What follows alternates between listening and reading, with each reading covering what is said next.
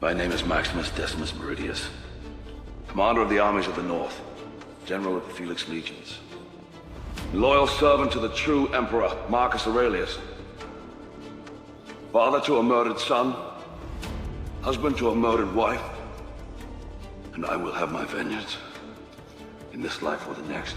In the time of Rome's greatest conquests, there was a man whose name was spoken with awe across the empire. Maximus Decimus Meridius, the general who commanded legions, the protector of Rome, and the sword of its people. His victories were countless, his loyalty to the empire unwavering.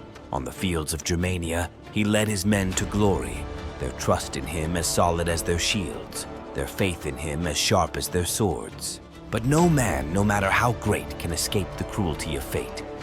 Maximus, favored by the dying emperor, was betrayed by the hands of ambition. A son unworthy of his father's throne sent him into exile, and the life he had fought so hard to protect was shattered. You find yourself alone, riding in green fields with the sun on your face. Do not be troubled.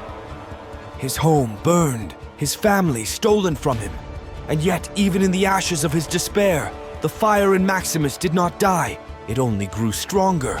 Forced into slavery, he was cast into the gladiator arenas, where men were sent to die. But Maximus, even stripped of his title and freedom, was still a warrior. The blood-stained sand became his battleground, and with every enemy he felled, the crowds called his name louder. From the lowest depths, he rose once more, not as a slave, but as a champion.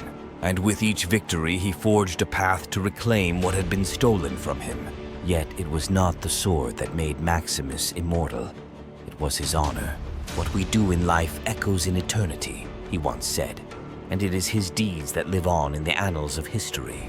He fought not for vengeance alone, but for Rome, for the people, for justice. His every action was a testament to the greatness that lay within him, a greatness that no emperor could ever command, nor any arena contain.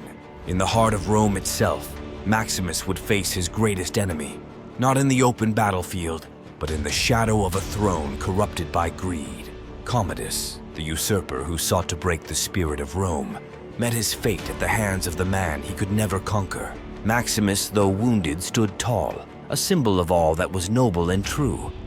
The empire trembled as the final blow was struck, not by a man, but by a legend. And so, with the fall of the tyrant, Maximus gave his final breath, not as a slave, but as the true savior of Rome. His body may have fallen, but his spirit soared into the halls of history, where the echoes of his name would never fade. Maximus Decimus Meridius, general, warrior, hero. He lives forever in the memory of Rome.